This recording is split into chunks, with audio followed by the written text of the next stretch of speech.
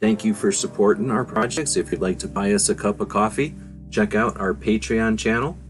The guys and gals at gunwebsites.com encourage you to take a CCW class every year, practice at least once a month, and carry every day. Thank you for watching gunwebsites.com. Whenever that started playing, the dog woke up. So Smeggy's voice wakes up that puppy, just FYI. It's 11:59 at Radio Free America, and this is Uncle Sam with music and the truth until dawn. Right now, I got a few words for some of our brothers and sisters in the occupied zone. The chair is against the wall. The chair is against the wall. John has a long mustache. John has a long mustache. It's 12 o'clock, Americans, another day closer to victory. And for all of you out there on or behind the lines, this is your song.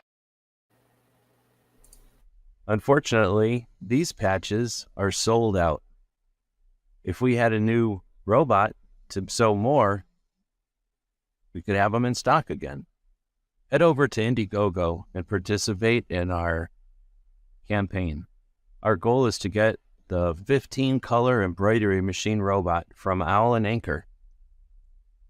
We're going to buy their machine, learn how to use it, set it up, and go back to building custom patches and creating new designs here in Tucson. Please share the project. We have just over a week. Thanks for watching. All right, there's actually just over a couple hours only left on the campaign. There's another link to it. Thanks to DJ to dropping out that other link as well. So I'll put that over to the side there. But what we're going to be talking about tonight is the fairly recent. Oh, sorry, I guess I should say thanks everybody for welcome to our Daily Gun Show. We come to you live every weeknight. It took me a minute to get back, bring that 8-track up and shove it into the slot.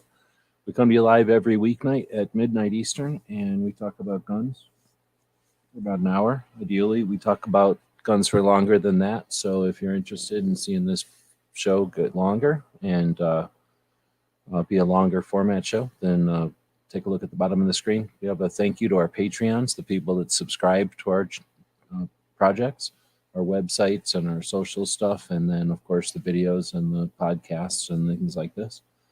Not to mention the products that we eventually make. But thanks to the people that subscribe to what we do. They buy us a cup of coffee each month. Some of them buy us lunch, and that accumulates, pays a bunch of the bills, and allows us to do what we do. We could definitely use more people over there. If we think about it this way, if we had 1,000 people on our Patreon, dropping just $5 on us, a cup of coffee each month, that would cost them $60 a year to do it, and it would give us enough resources to really kick this thing into gear, as you can imagine. So we really do appreciate the power of crowdfunding. As I mentioned, we've got the crowdfunding project ending here in just a few hours, and that'll be even though it won't have reached the goal, it'll be a fairly successful project. If you're a Second Amendment activist or advocate and you're out there thinking about something that could happen or something that should be done that might need some funding or even just awareness, get with us. When we have an active campaign like this, we're happy to show people behind the scenes how the campaigns work on the platforms like Indiegogo or Kickstarter. And a lot of that applies to other platforms, of course, but some of the strategies and some of the operation, how the dashboards work and how you can see who's contributing and from where and that kind of stuff. Really interesting stuff. And while it's in play, if you're interested in checking that out, let me know. Still got you won't have much more time for this one anymore, but if you're interested in looking under the hood after the project's over, let me know. We have a lot of power in crowdfunding, and that's why we don't have to have a lot of ads. We can talk about nerdy stuff like this for real and invite people in who are legit.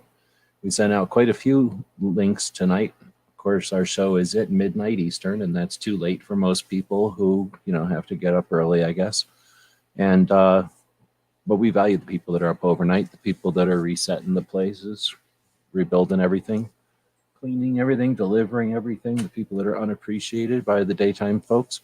So we like to do this show in the middle of the night, and we do value the people that are here joining us at night. So we got quite a few people joining in.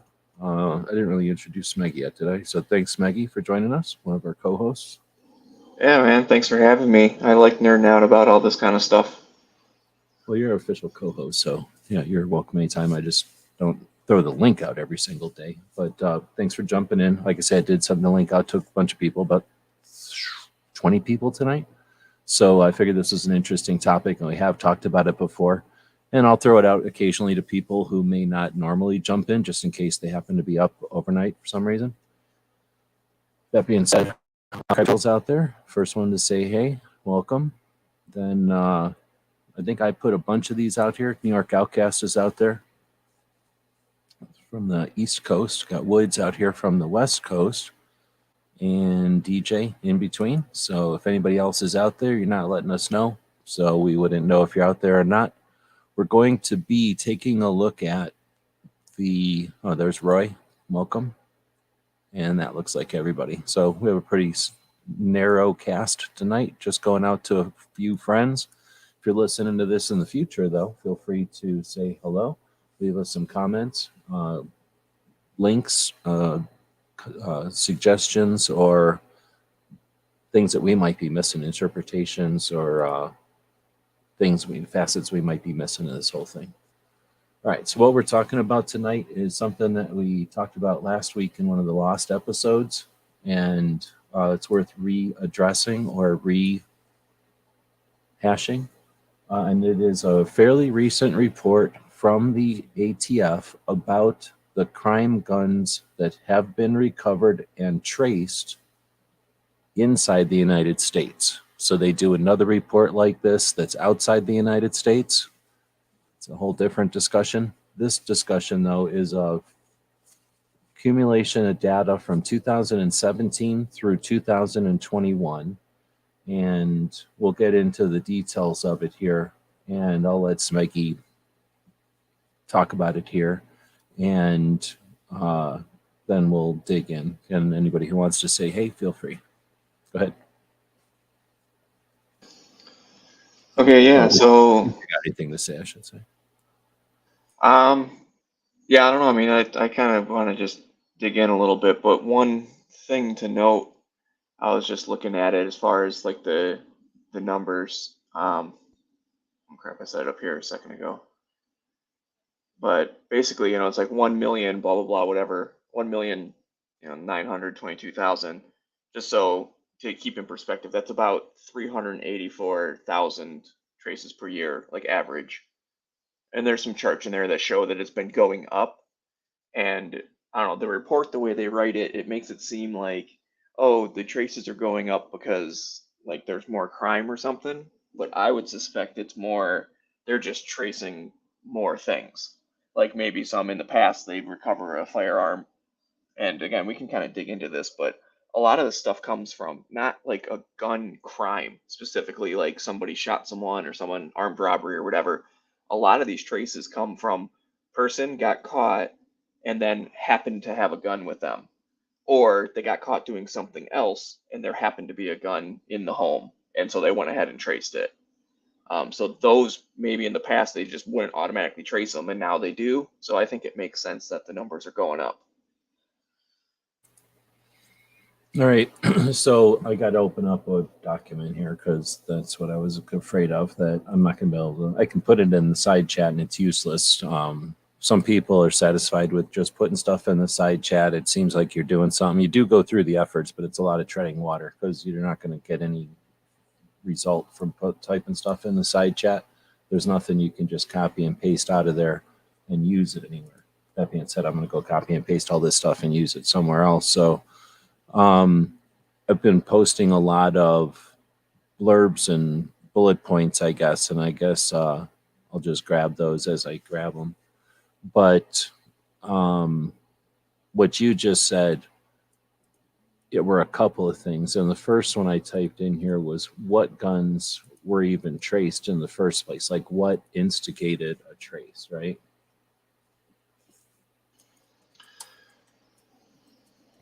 Right. And if I remember correctly, didn't we have to get that data from a separate Excel spreadsheet? I remember you showing it was like 10 links deep until you could actually find it. I know it was tough to find, and it wasn't even necessarily the right thing. Data was on a no, well, definitely elsewhere. I'm going to just say elsewhere. We had found a spreadsheet with current data. And I do that broke. remember the number one reason for trace was possession of a firearm, which that doesn't mean a crime, was actively happening. That was, a stop and frisk kind of thing, and then they happened to have a gun on them, and then they traced it. Was And I it, or was remember, it suicide or something like that, or no, that aggravated? was way down. That was way down No, low. it I was. remember us being Yeah. surprised by it because the number was only like 3,000 or something like that. I don't, again, off the top of my head. And we speculated that it's probably someone rolls up in that situation and they go, well, yeah, that makes sense. We already know that the dude owned it or something. We don't need to trace it because it doesn't matter where it came from, something like that. So I remember that one being low. I think it was like the third or fourth thing down on the list was the first like actual crime with a gun, like an armed robbery or a assault or something like that. The first few were possession and drug charges, and there was a third one that was like something like maybe prohibited person or something like that.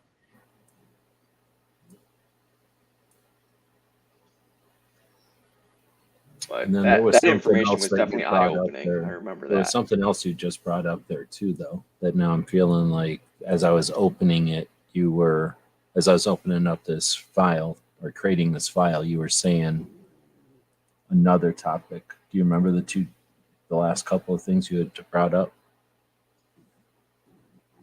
I guess just where they were traced, and then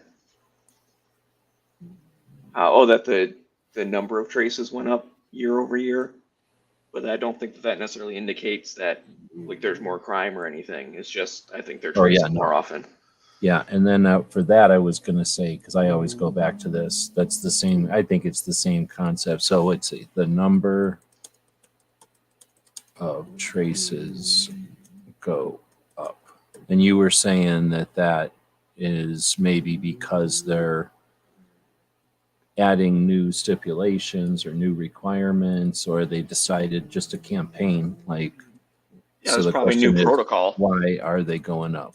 Like, is it new procedure, protocol, or is it actual more crime? Or maybe a new factor, like the new characterization or something. So even though the procedure might have already been there, now all of a sudden, if it's a 3D printed gun, it's a trace, something like that, where new reasons, new procedure and new reasons to trace, or is it more crime? Okay, so that's a couple of things. Now I got this thing, Word document set up. You may not be able to hear it, but there's a little tiny dog snoring next to me.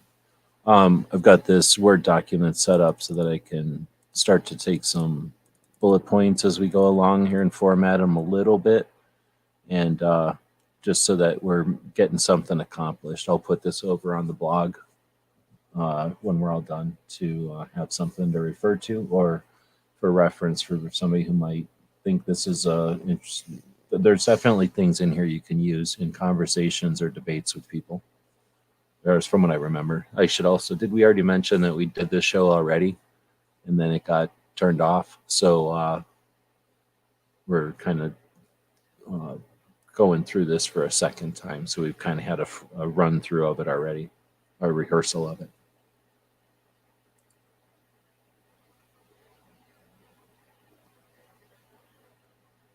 Right, Smeg's not saying anything, or he's saying stuff while he's muted, but either way, we got dead air. There's a lot of the links out there, and if people want to jump in, they got links to join, they can do that. Otherwise, don't have to.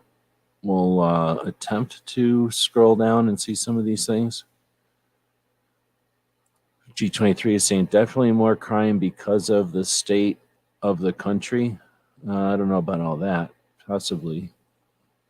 When they have the stranglehold on what people decide. It's people don't decide what to find on the news. The news is fed. So when they decide what to feed, then they can make anything look like anything. They can make the biggest thing look tiny. They can make the tiniest thing look big. They can make the most medium thing look extreme and the most extreme thing seem normal. Am I crazy? Or is that the concern of a lot of people? If that's your concern and you believe that that's a potential, then be skeptical about any absolutes you're suggested to, that are suggested to you. Like, be skeptical. Think about your real life. How often do you go out there and see these extremes? The extremes are there. I'm not denying the things that are happening, but the frequency and the what's the word? Not, it's not reach, but like how big of situations these things are being used, right? These are elements in a narrative. But anyhow, I don't necessarily also agree with that because I don't see that. I understand that's the narrative that's being sold, but I challenge it. But anyway, go ahead. Well, the other thing, even if you scroll down on your screen just a tiny bit, that very first chart shows the total number of traces from 2017 to 2021, and it's going up each year. And if I'm not mistaken, the gun crime stuff, or just the crime in general, those numbers, those were actually on their way down until 2020 when it spiked up. So those don't, like, if we were to pull in, whatever, the FBI crime stats and all that stuff and look at it, that chart would have been going down where the traces were still going up, at least those first 3 years. So maybe the last two make sense, but those first three, crime was on its way down, and yet there were more traces year over year. And they won't, well, we don't know. I still haven't gone in to read this. What we're going to be looking at is we're going to be talking about some of the bullet points. There's no table of contents. If we take a quick look, since we're familiar with this, I'll give you a quick rundown. In the middle of the screen, we're looking at a 55-page document. And as I'm going to click my scroll wheel and then pull my mouse down, and that creates like a automated scroll, like a movie film strip version of this thing. And as you see the 55 pages scroll by, you'll get an idea of how much words there are, how many paragraphs there are versus the charts and the graphs and things. It's mostly charts and graphs, and they are designed with deliberate intention to convey meaning, even though most of the charts and graphs that I've had a chance to actually focus on are portraying nothing. They're portraying nothing, but they're, if you're familiar with how you can zoom in on a graph to make it look like a dramatic sweep, or you can zoom out and use large increments and make even a dramatic sweep look less dramatic. That's what they're playing games with here. Towards the end here, they do a lot of these comparisons, which are essentially red herrings, in my opinion. They're very specific data that's useless and more of an indication of how wasteful the bureaucracy is to have compiled all this for the very few things that would actually ever need it, unless there's some massive debate out there that I'm missing that this was designed to address. And then you can see the end of it is just a bunch of weird charts or whatever. But if you'll notice, as I scroll back up, and I'm just going to zip down, it's nothing but weird charts at the bottom that someone could probably try to interpret. And then the last is literally footnotes.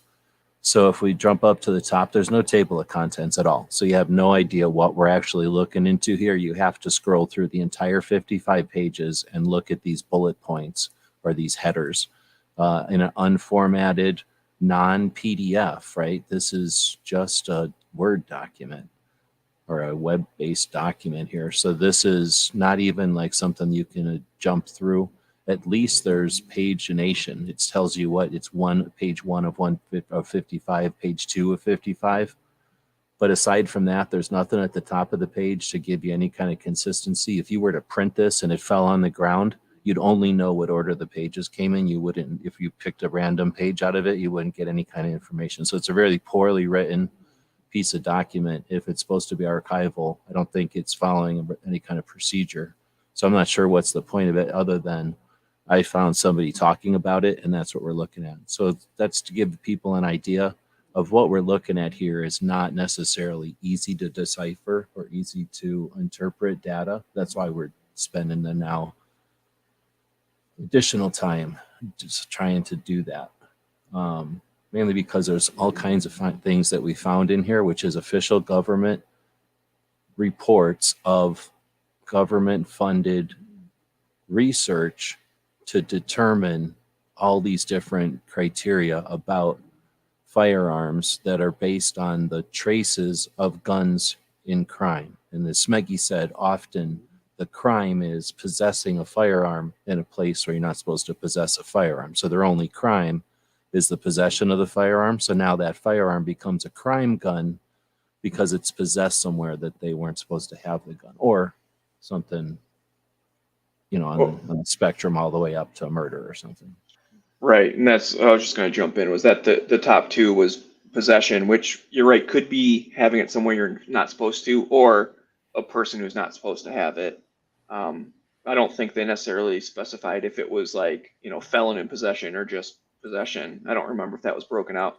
And then the second biggest one was, again, something else going on. So like they bust a drug ring and there happens to be a gun sitting on the table, that type of thing. It doesn't mean the gun was ever used in a crime. And in fact, it could have even been legally purchased, and they do a trace and it comes back like, oh, that guy actually is the person who bought it. But because they're selling drugs, then they're bad guys, and therefore the gun becomes a bad gun, is how they look at it. And that's so I'm very skeptical on the word like crime gun, because other crimes can happen which can turn law-abiding regular guns into crime guns. All right, so now we're going to dig into it. What we're looking at again is this, I guess I could pin this. Do I have this thing open? I'm going to go back to the top of this and I'll find this comment and I will pin this comment.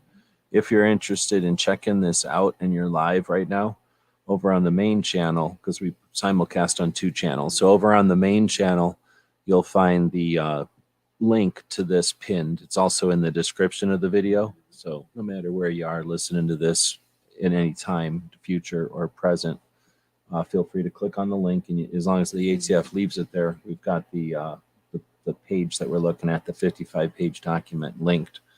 And that's the address of it there.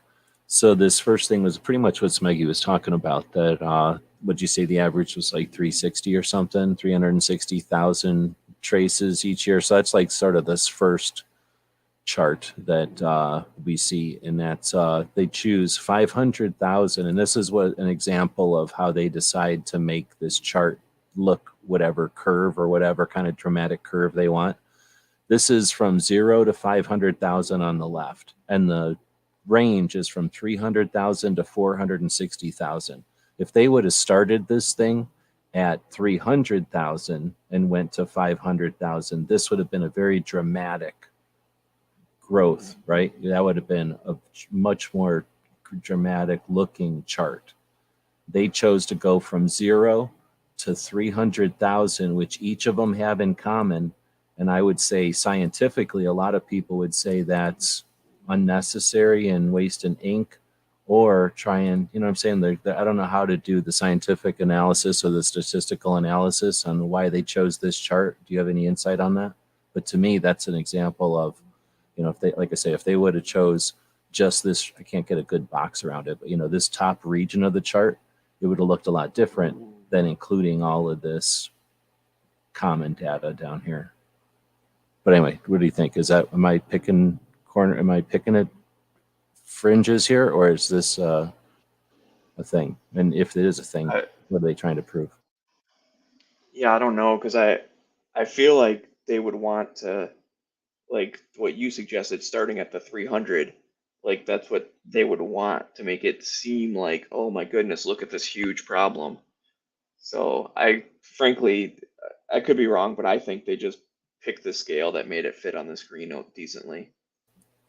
Well, I hear you, but if they wanted it to fit on the screen, then why draw these blue lines? Like just draw the data. They could have gone from 1 to 1 million. I don't know where the tradition or where the where you normally would, where the general rule is on creating a chart. But anyway, the next one is privately made firearms.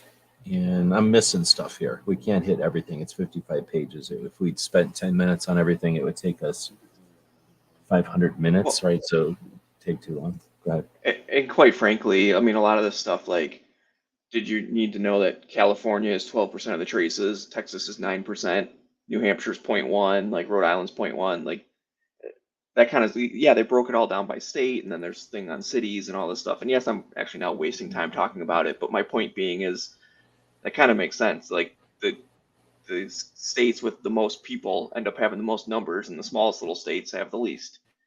So it's probably not correlated to anything other than the total number. Now, if that was per capita, like honestly, didn't see a single per capita number in here, which you would think if you're trying to, prove something or trying to link something together, you'd want to see, oh man, this place only has 5 people, but we ended up tracing 20 guns. This might be the problem. Like that would actually stand out if you did it that way. But they didn't. They just did total number and the most of the most.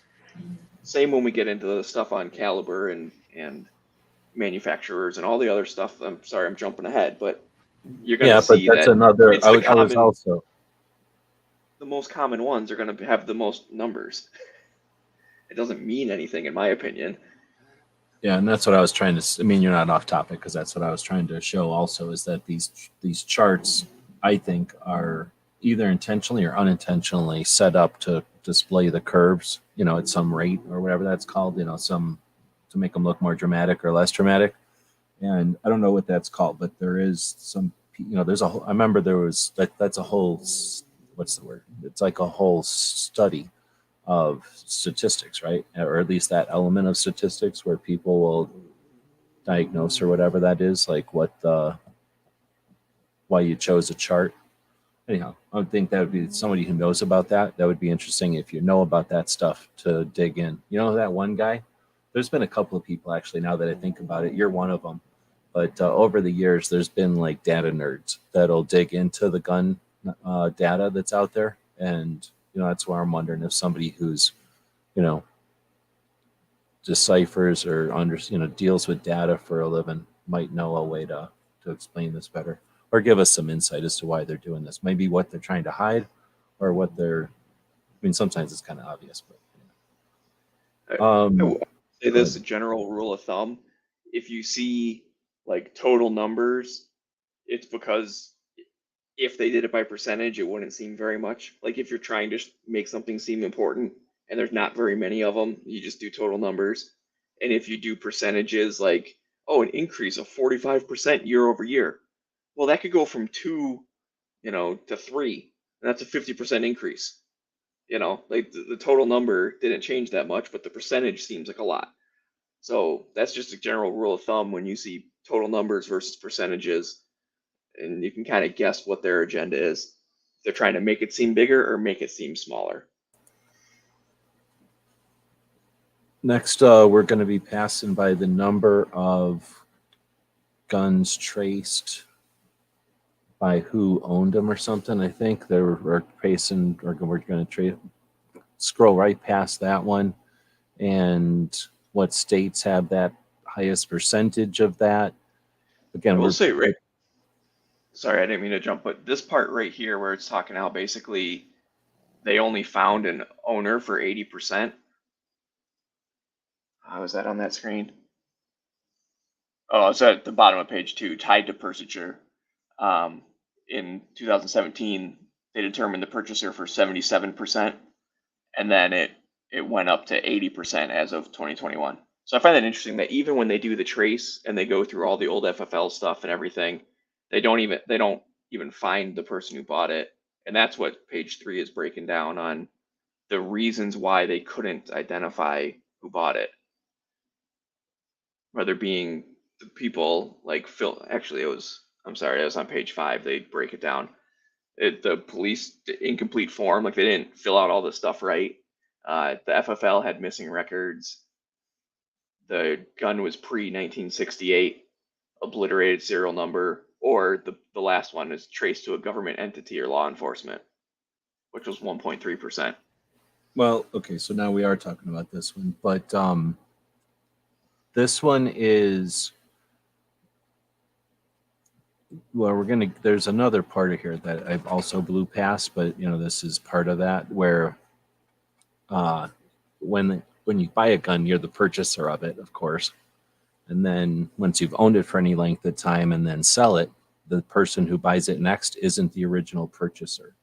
So what they're saying is, like, you're now just a possessor of it, I guess, or if there even is a technical word. So what this is how many times did the trace go back and find that the gun was the possession of the person who bought it in the first place? And they're saying 70-something% No. of the time, almost 80%. I don't believe that's what that's showing. You're saying it's the other way? I'm saying that's basically, these numbers are how many times the trace worked, that they actually got an answer to who originally bought this.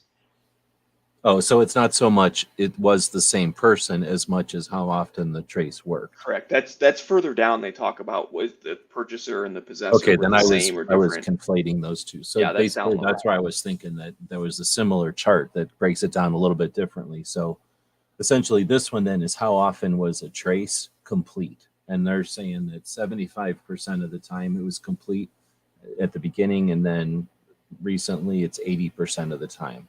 So something like 20 to 25% of the time they can't complete a trace, and then they're saying what states that's in, and then they go, and that's what Smeggy was talking about, this chart here. Why are the 25% of the time, why can't they complete a trace? And what this is saying is incomplete and invalid firearm information. So that means that the firearm didn't have a serial number, like an old ass gun, or something that just doesn't have a serial number, like some kind of gun. I'm sorry, I don't think so. I think that's the firearm information provided, which means the police agency didn't fill out the form correctly that they sent to the ATF. Let's say it says an incomplete or invalid firearm information, right, provided by whatever supplying this request. Yeah, and then provided by the law enforcement to the submitted to.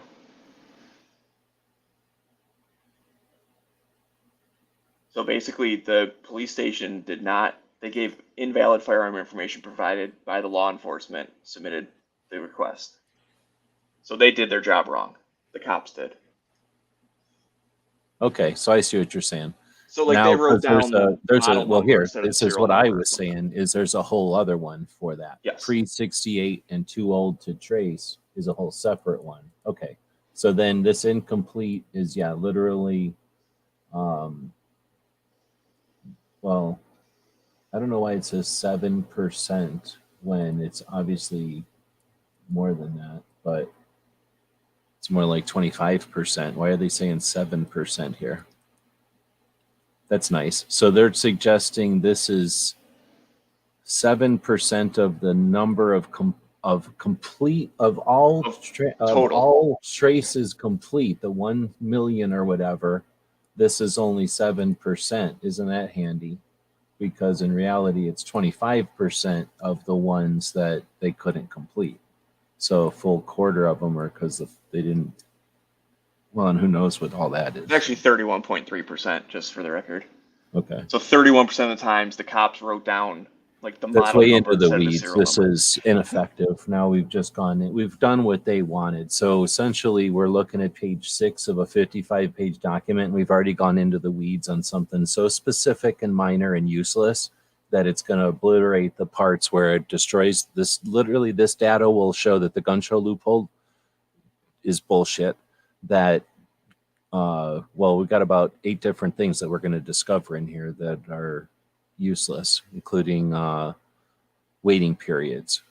So instead of starting off with anything like that, they've started off with garbage stats. They definitely didn't. Again, there's no table of contents. They just start in with useless facets of the situation in order, in my opinion, in order to make it just immediately useless to everybody. Now they get into privately made firearms, and that's the first thing I had starred here. So this is since 2017 to 2021 is the most recent. So that's the time frame we're dealing with. In 2017, there was 1,000 traces on a privately made firearm, and in 2021, it went up to 20,000 traces. Is that how you're reading that? Yeah. So this is the number that are recovered and submitted to ATF for tracing. So that has nothing to do with the amount actually recovered in crime, because this is just the number of them that they decide to trace.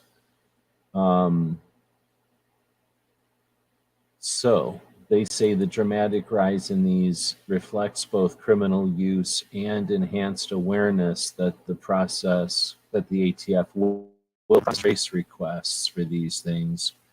So in other words, they've changed the procedures again for the privately made firearms, and then because they've changed the procedure, people are doing the procedure, or are aware of the procedure or whatever. They've either created or enhanced the procedures and requested people use the procedure.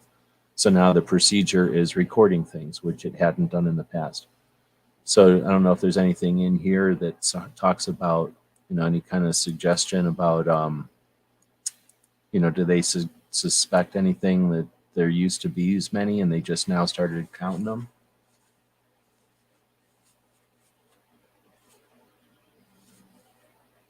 I mean, that's Looks kind of like what it sounds like, where they're like, in law enforcement 2021, being aware. In 2021, the ATF trained more than 1,700 law enforcement personnel with 14 presentations across the country. So that means they had 14 presentations with more than 100 people at each presentation. So if they had 14 presentations, I guess it's possible that law enforcement traveled. So how much law enforcement traveled to get to those 14 presentations, and why did these presentations have to happen in locations across the country in 2021? Why wasn't that a decently made video presentation or, internet presentation? That makes no sense. How much did that cost? Are we going to see any kind of focus on how much they're spending on stuff like this? But anyhow.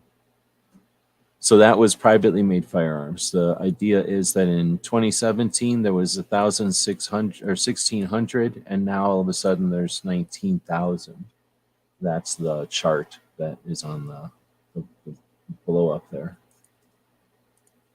So that was the second thing I think I had started. Then the next thing is crime gun traces by FFL type. So we're gonna skim past, I guess just one thing there. How the thing was reported lost by the FFL. Was it a theft, a loss, or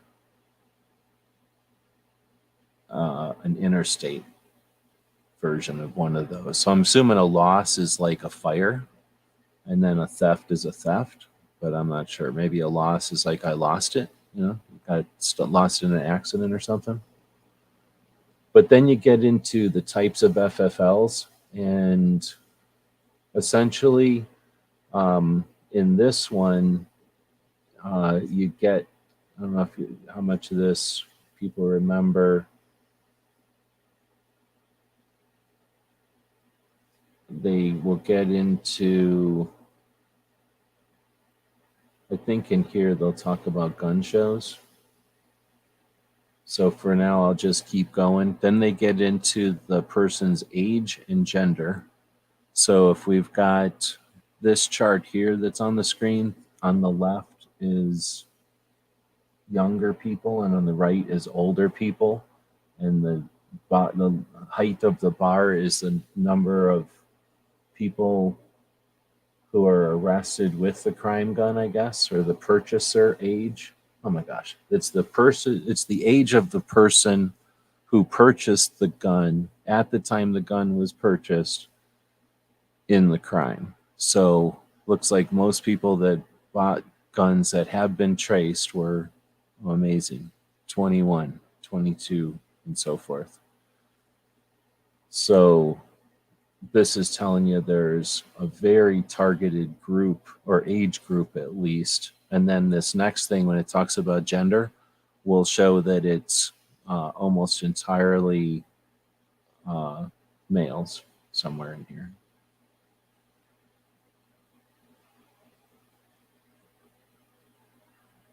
I don't know, Smeggies, you can say stuff, you know, to like lecture or whatever here, but Oh, sorry. Yeah, I was scrolling down to find the gender part. But you're so right. It's then, like 80%, 78% male to oh, that's on the screen 20% now. female. And they keep doing like different bar graphs, like they're getting paid more to do different bar graphs all the time. So now you get a line and dot graph, whatever this is called, a segment graph or something that is super useless when you're looking at this. I can understand a circle once in a while. Like, okay, I can get a circle. All right, I can get this, I guess, even though this is sending way too much data across percentage of population versus the percentage of purchasers in age groups. And, you know what I mean? It's a lot of data for a stupid little chart like this. And then they give you this thing, and you've got to now figure out, wait, I don't know. Like I say, they're not really doing this for presentation, I guess, as much as archive and to visualize some of the data that's represented here. But I have to say, just looking through this, it reminds me of that cliche saying of like, if you can't impress them with brilliance, dazzle them with bullshit. Like that's what this reminds me of. This someone's getting paid to, hey, put this report together, have it on my desk by Friday, and they're looking busy, and so they just start putting stuff in. Oh, I wonder if we compare it to if it was yellow. Like, what if it was purple? That doesn't mean anything. So exactly, like how many of these guns had the original grips on them, and how many of them had aftermarket grips put on them? Like somebody went and like, oh, let's study that. Like, oh, let's talk to grip manufacturers and then talk to end users and survey. You know what I mean? Come on. So this next one I thought is pretty interesting. Being this is the Daily Gun Show. Between 2017 and 2021, I'm reading directly from the ATF report here.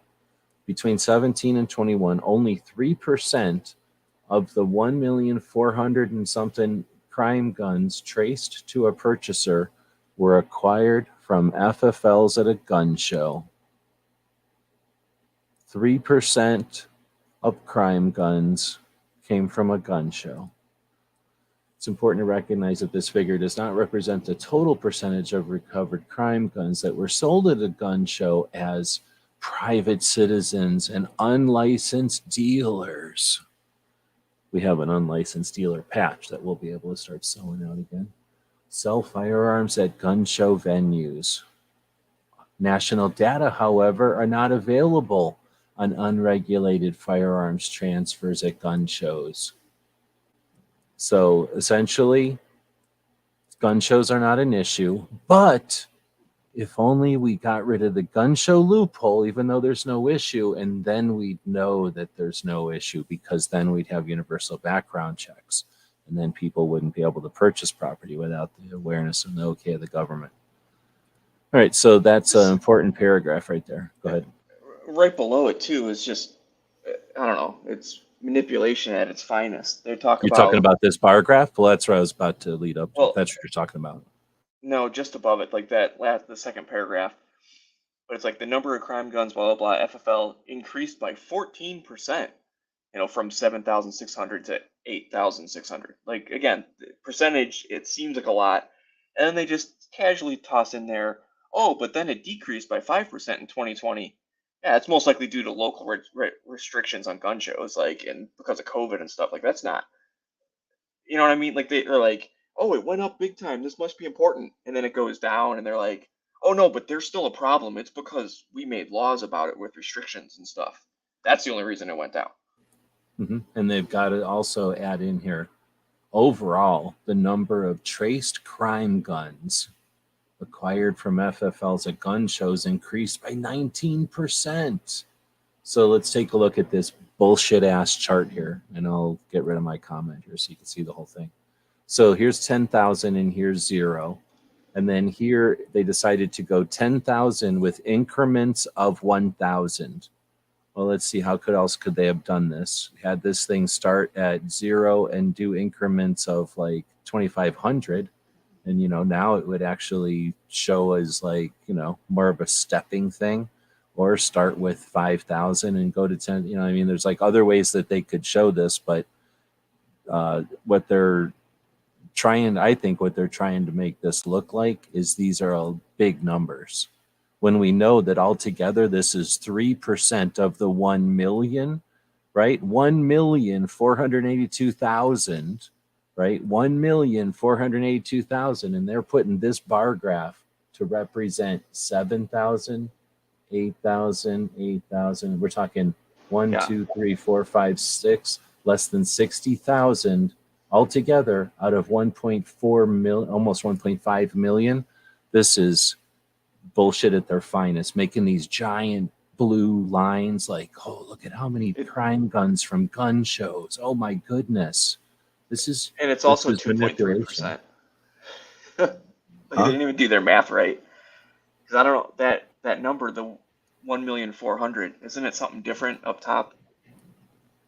But whatever, I'm just saying. Yeah, 1.9 is what they said at the top part. Oh yeah, well, because I don't know. There's probably a reason they probably excluded some number of them or something other or something. But anyway, Yeah, but so either that way, was the I'm next just saying one. 2.33 is still a very small number. So then, this next one was traces associated with multiples. So I don't remember anymore. If you sell more than one gun at a time to people, you'd have to do out a multiple. And if you live in a border state, if you sell more than a couple of, or is it just the border state? So let's see here. I'll just read it here. Say the ATF actually, if nothing else from this form, this 55 pages, they do some pretty decent summaries of definitions of things. So here we go. This is a multiple sale. If you don't know, there's a multiple sale transaction form filled out by FFLs when you buy guns. Here's how it lays out. FFLs are required to, and I'm reading from the form directly. FFLs are required to complete and submit a report of multiple sales or other dispositions like transfers, whether the licensee sells or otherwise transfers at one time or during any 5 consecutive business days, 2 or more pistols or revolvers or any combination of pistols and revolvers totaling 2 or more to an unlicensed person. So what that meant is that if you ever buy more than 2 guns from an FFL within a 5-day period, they're filling out a multiple on you. And that's allegedly because all gun owners are guilty until the government decides you're not, of straw purchasing. So the best way that they can decide to monitor that is to waste the FFL's time to spend money on these printouts of these things and the forced encouragement of electronic forms because of the onerous paperwork.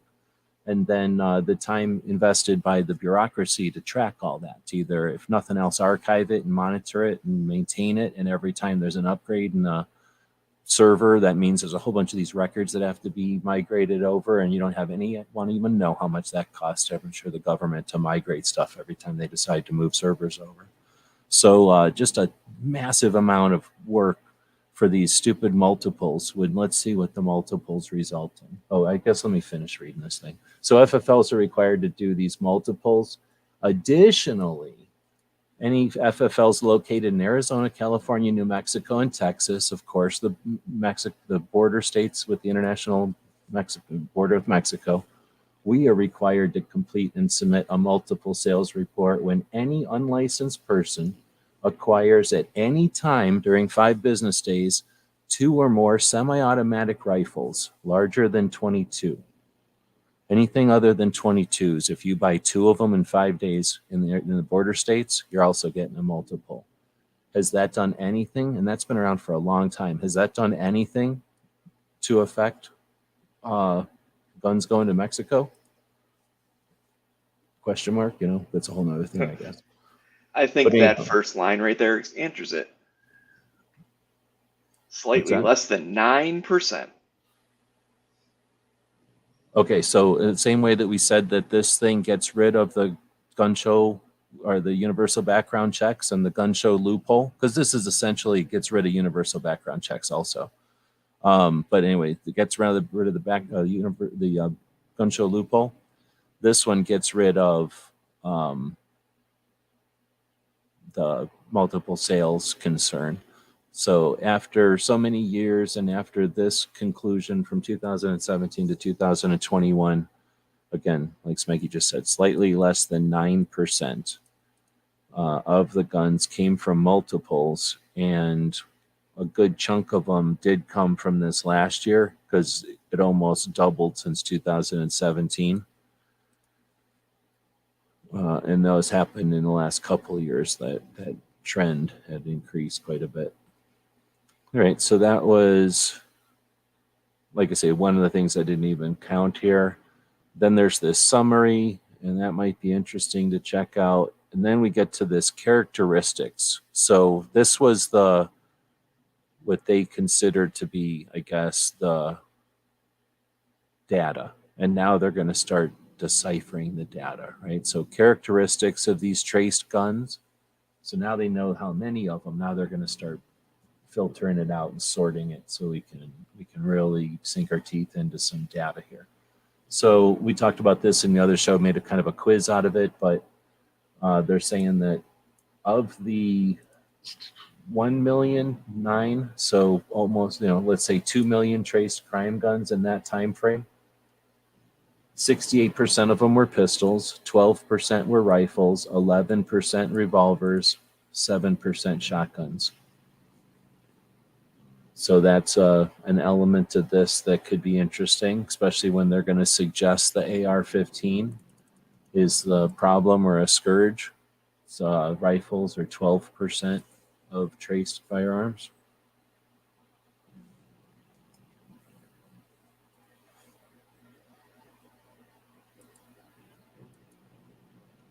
Let me see if anybody's saying anything. A lot of people have links, so I guess nobody's jumping in except Smeggy, and he's muted over there. Sorry, I was just typing this in for the chat, but I did end up reading that summary. In their very own summary, it says, very small proportions of recovered and traced crime guns were acquired from an FFL at a gun show or sold to a purchaser as part of a multi-sale transaction. So like in their own little summary where they're like, these are the numbers, blah, blah, they made it a point to say it's not a problem.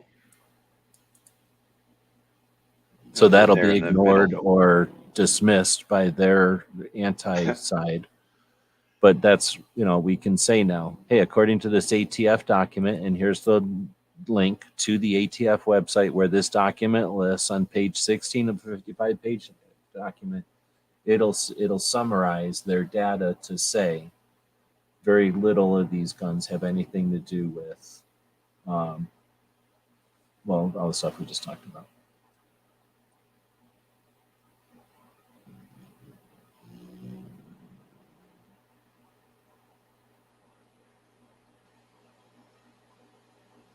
Yeah, and I mean, I think that's important, right? Like that's the same reason I like to use the, what's that? The FBI crime stat one or whatever. Like I use that as a source if we're talking about whatever assault or robbery, whatever, to correlate with the states that have the most gun laws and that doesn't do anything. And we all know the type of stuff. But I always use like, this is according to these guys. Like these are the ones that want to ban all the guns anyways. So it's not me twisting. I'm not getting it from some conspiracy website. This is like the government's own study. They're saying it.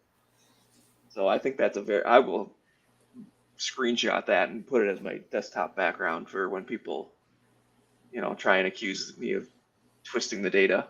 It's like, no, this comes from the ATF study itself. So if we look at the numbers over time, the percentage of traced crime guns, so specifically not just all guns in crime, but all the guns they traced that were involved in crime. So not all the guns they traced, but all the traced guns that were involved in crime. So there's differentiations there, right? Because they'll trace guns that have nothing to do with anything. And then there's guns that are used in crime that never get traced. So we're looking at a subset of all guns used in crime for sure. A big chunk of it, I'm sure, but it's the set that we have, the data is covering. So just to make that clarification, this isn't everything. This is just what the data has shined a flashlight at. They shine a flashlight out there into the darkness. This is what they discover and wrote down, not suggesting this is everything they could have shined a flashlight at, Or if they would have shined a floodlight, we wouldn't have had better data, right? And sometimes they decide to shove the flashlight up or down or left or right because they know what would happen if they turned on a floodlight or if they shined it just a little bit over from where they did.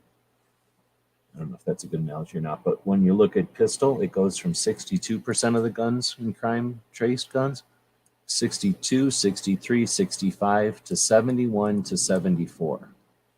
So 20 and 21 definitely have an adjustment in the numbers, and it goes away from, it skews away from, it trends away from long guns, rifles. So they can't, it's difficult to say the AR-15 is a problem when crime guns are going towards pistols. Getting into, go ahead.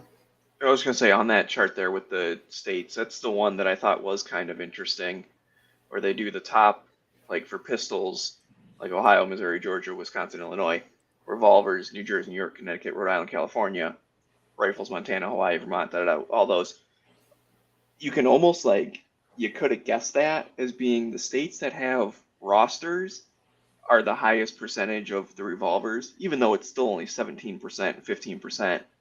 But of no, those, that's bullshit. Also, because okay, go ahead. I'll let you finish, but I'll tell you. Well, I was just gonna say then to get with the rifles and shotguns, those are all states that you think more about hunting, right? Like Montana and South Dakota, Wyoming, Nebraska, I guess like the Vermont, Maine, that type of stuff. But it just makes me want I don't know. My brain clicked on that. There's something there, but I'd like to hear. No, I'm glad you brought point that of up view. because I just blew right past it. So what we're looking at here is they've just said there are these guns that, like I just mentioned, there's the crime guns, and then there's the guns they trace, and then there's the guns in crime that they trace, and that's the only ones we're looking at, that subset, right? And then they're saying of that, 62% of those are pistol, 13% are rifle, 14% are revolver, and 10% or 8% or something are shotguns. And that changes over time, and that's what this graph is looking at. But another way to interpret that same data is to say, what states are the most pistols, revolvers, rifles, or shotguns used, not used, but traced for crime guns? And like Smeggy's saying, it's actually really interesting when you look at the number of states. Let's see, if you look at the states that have the highest percentage of traced crime guns with pistols, it goes Ohio, Missouri, Georgia, Wisconsin, Illinois. All right. So what is Ohio doing in there? Missouri, St. Louis, Georgia, I don't know, Atlanta, I guess. Wisconsin, I don't know why the hell Wisconsin would be in there. And Illinois has Chicago, so that makes sense. So that's pistols. But now let's flip it to revolvers. And like Smeggy was saying, this makes sense. In a state that's going to have the most crime revolvers, New Jersey, number 1, New York, number 2, Connecticut, number 3, number 4 is Rhode Island, and number 5 is California. So, okay, so then it's like, all right, that kind of makes, you would think, okay, they can't have pistols there, so their crime guns are revolvers. Okay, other states, you can have any guns you want, so why would there be any crime revolvers making up, they would, so that makes sense. Rifles turns into Montana, Hawaii, Vermont, South Dakota, and Wyoming. So, of course, Hawaii makes no sense, but the others, right? Okay, those are states with hunting, and why wouldn't you have hunting rifles making up a bigger part of crime traces, right? And then shotguns.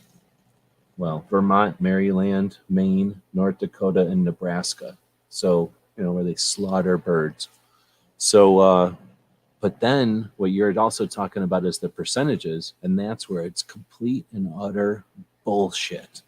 Because the way they set this thing up, percentage of the traced crime guns, so not all guns used in crime, not all guns traced, but that subset, guns that are traced from crime, right? And then they said, how many were those were there? 1 point whatever 9, right? 1.9 million. Well, then they're going to say 17% of those revolvers, or 17% were revolvers. Well, Okay, because nobody uses revolvers in crime hardly. But that's what I'm getting at. Is that 17% of 1.9 million? This is 76% of 1.9 million, right? Like this is, I think it's trying to put this together. At least it can be perceived that if you just looked at this without paying much attention to it, that pistols are like this bigger problem than revolvers are. But this is still the crime guns that, the crimes that are happening in these states are just happening with revolvers. It's like the crimes, these are the states with the most crimes, right? I guess I'm confused. I'm not seeing how these all add up. So what are those percentages of? Because you can't have 76, 17, 32, and 14. Am I crazy? That's not 100? No, they don't add up. They're saying that's New Jersey was 17%. The revolvers in New Oh, Jersey of the were revolvers. 17% of the 19 or the 1.9 million traced crime guns, right? That's what I think it's saying. This was 17% of the trace. Oh, no, because then these would all have to add up to 100 also. Right. I think it's of the revolvers, 17.6 were in New Jersey. Of the rifles, like 32% were Montana. Not of the total. Okay. I think they And then, broke down. I don't know. They don't really give you. They don't show the math. So they might as well just draw shapes and letters. I mean, those numbers mean nothing to me. so again, I think this is a waste time to make it seem like something and then to accomplish not much. Political, what do you call it when a magician waves a cloth around while they're fiddling with something underneath the table, so you don't look at their other hand. It's like it's the bureaucratic version of that. Then we get into the calibers of traced crime guns. So again, not all the guns that are crime guns and not all the traced guns, but the traced crime guns. And of course, 9mm, number one crime caliber of all crime calibers.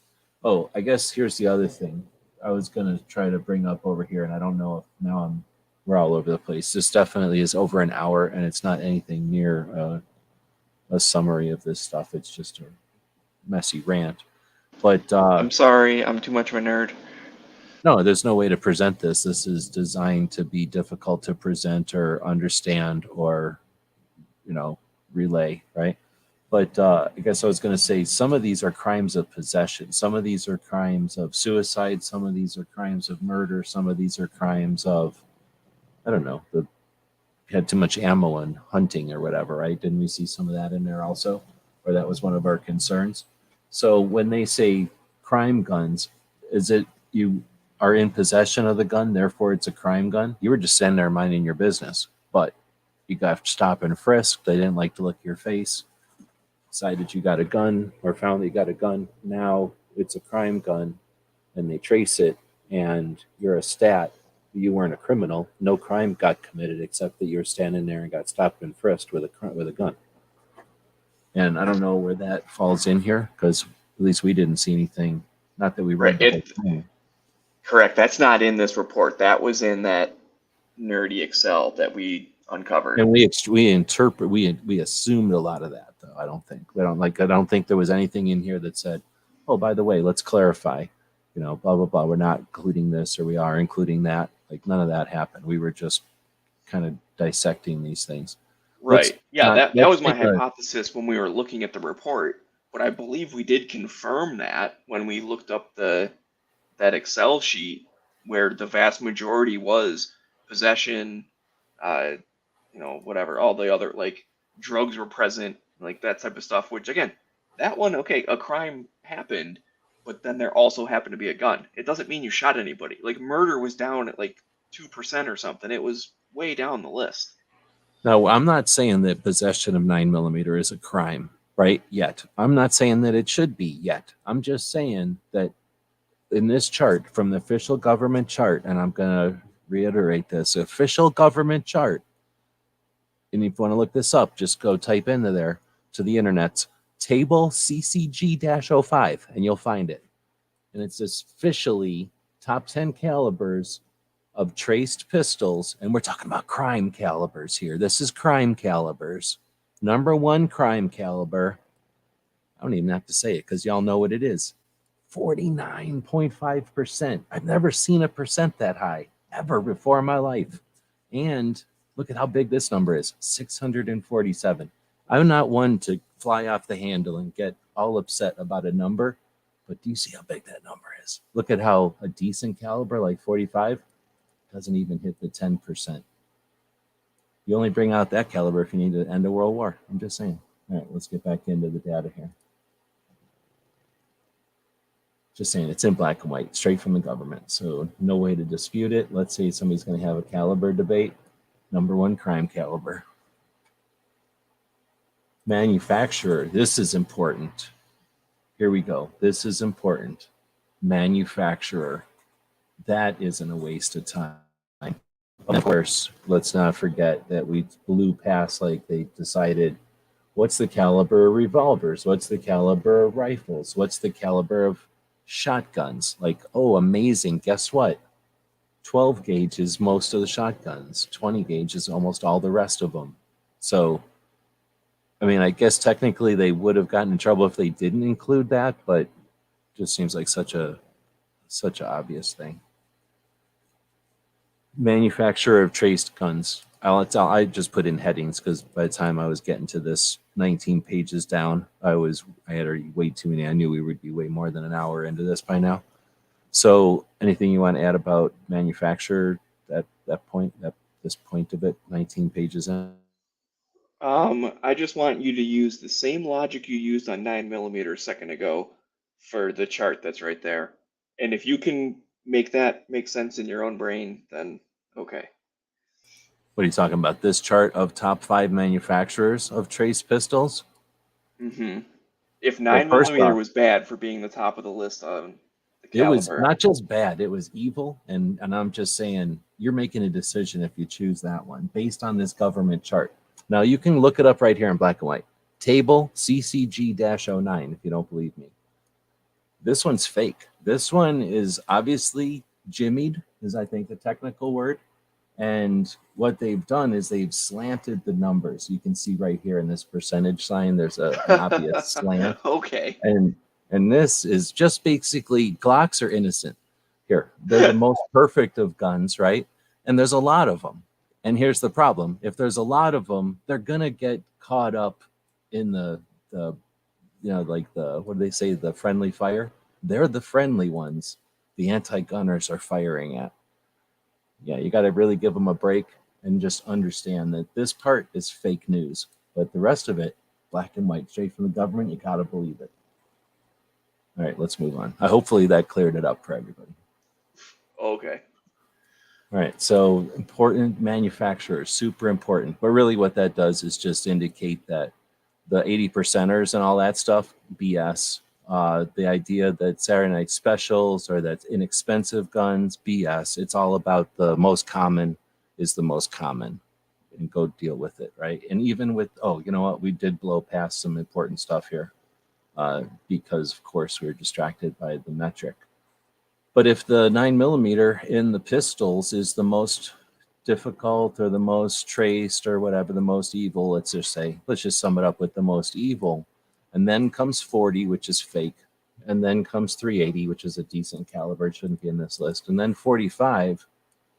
Have you ever seen an AR? And I mean, I guess there are evil ARs made in 9mm, but nobody bothers to make ARs in these decent calibers. And although there are ARs in 22s in pistols, we're talking now we're down underneath 5%. And by the time you get to 7.62 or 5.56, you're down to less than 1%. So as much as we're kidding around there, this indicates that AR pistols through caliber, using the characteristic of caliber, can't be an issue. Literally cannot be an issue from 2017 to 2021 when they become as popular as they possibly could be with the back and forth the ATF has done with the braces. So that's important. And then when you get to rifles, in case you want to misunderstand or misconstrue what an AR pistol is or an AK pistol, 29% of all rifles are 22s of traced crime rifles. Then you get to 5.56 and 7.62, and you drop down to 13%. So it's indicative that rifles are wide spectrum calibers. While most of them are 22s, you see a bigger spectrum in the 15 to 9 to 15% range here, and then in that under 5% range, where in some of these others, by the time you get to 5%, you're still in the top 5. I don't know if that makes, see what I'm saying? Like there's more involved with rifles than just those 3 calibers. And then you get into revolvers, and well, it doesn't really help anything, and shotguns doesn't matter either. But I think that's important to show that I think the fact that there's no pistols in 5.56 hardly or 7.62 means that the braced pistols aren't an issue, and that AR pistols themselves just can't be an issue. Yeah, I do agree with that. And then the manufacturer stuff, I don't really care about. It'd kind of be like who gets more flat tires, like Fords or Chevys. Well, there's a bunch of F-150s and there's a bunch of Chevy trucks out there. Like whichever sold more that year probably had more flat tires.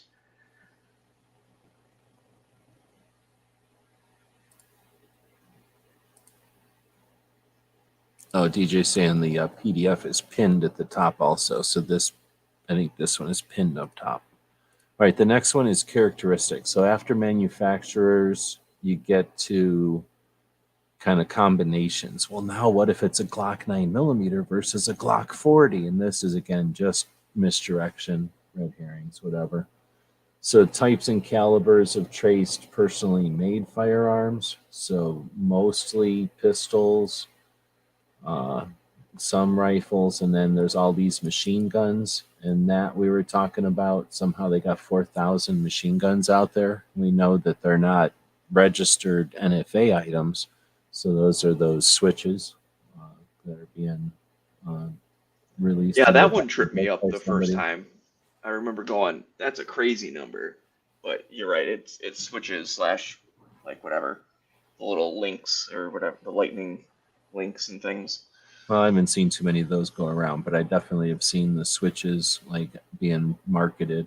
But again, we don't know because they don't. If they did, nobody's read this. At least I don't know anybody who's actually read it. We're just summarizing it based off the charts and some of these like single paragraphs that we are reading. Like out of context. I mean, I read it pretty good the first time when other people were talking, and it just doesn't say.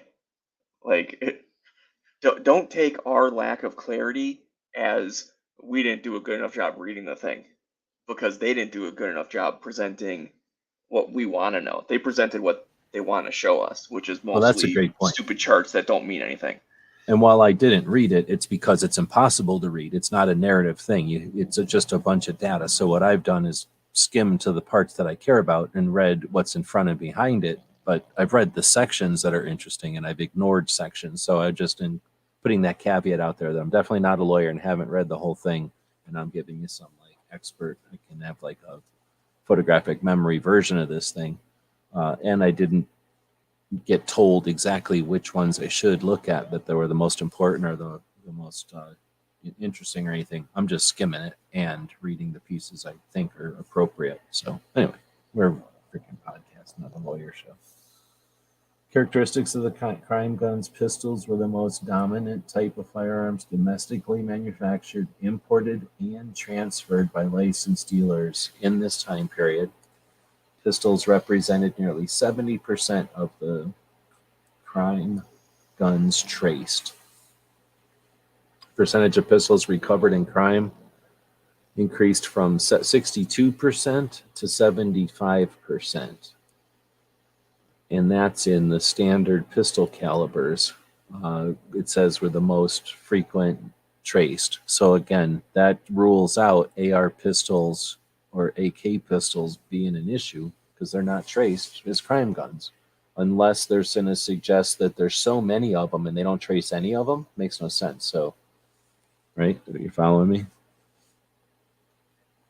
And when you look at the top brands, they're just, except for Smith & Wesson, none of these brands make AKs. Glock doesn't, Taurus doesn't, and Springfield doesn't. Ruger makes one or two, and Smith & Wesson makes some. But, so there's two reasons there why any concern about AR pistols or AK pistols is kind of negated. Purchasers and possessors of traced crime guns. And I just jumped down. I'm definitely missing chunks. And I don't even know where this part is. It's when we get to some of these circle graphs down here somewhere. If we can just touch on this one real quick, we don't necessarily need to dig in all this time to crime, but I do want to point out that they say in there, like from the time it was purchased to the time it got traced, it's an average of like 3 years. And that was the big one for me when we were looking through this, of the 10-day waiting period, when it's like these things aren't showing up until 3 years later. More than half of them are 4 years or more. 53% are 4 years or greater. So that kills the whole waiting period thing in my eyes. But then other than that, we can skip a lot on the time. No, I brought that up because that is one I would have missed then, and that's the 10-day waiting period. I'm just writing this down in my notes. Yeah, but then the next bunch of pages, they really go all out on percentages, and in this city the time to crime is 2.6, in this city it's 5.2. Like, dude, they break down way too much on that, and we don't need to get in the weeds. No, but somebody like John Lott, who is paying attention to this, should be able to look at this and correlate, or whatever the words are, to, like with an overlay.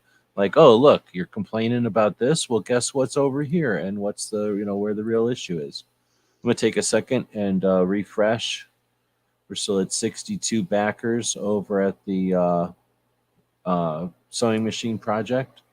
So the goal was 7,000. I don't think it's realistic to assume anybody's going to come in the last 2 hours and reach it to a bunch more, considering there's not too many large programs on this late at night that could even drive that kind of traffic.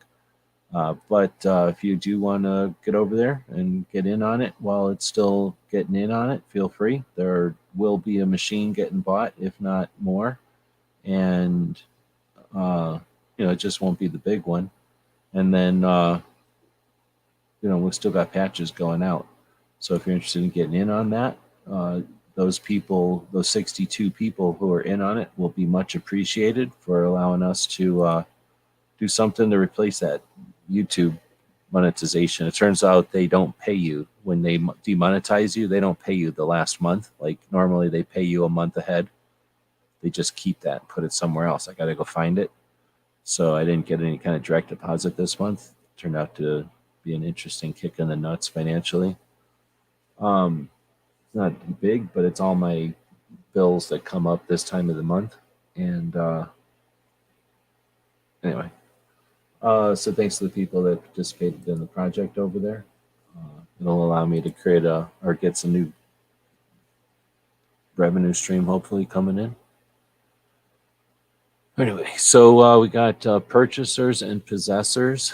That was that chart down here. That was page 26. Yeah. Okay, so the red one is the purchaser and the possessor are different. So the trace did nothing. And then the gray section here is the purchaser's known, but the possessor is unknown. Okay, so in other words, they know who bought the gun, but they don't know where the gun came from. They just have this gun and they know who it came from, right? But they don't know how it got to where it is. That's 30%. A third of all guns. They know who bought the gun, but they don't know where it came from, like how it got to where it is. This red section is they don't know where the gun came from, and they don't know, they know who had it, but they don't know where it came from. And this blue section is they know who it is, and it's the same person who bought it. So 12% of the time, the background check is like, yeah, this is the person, and that's who bought it.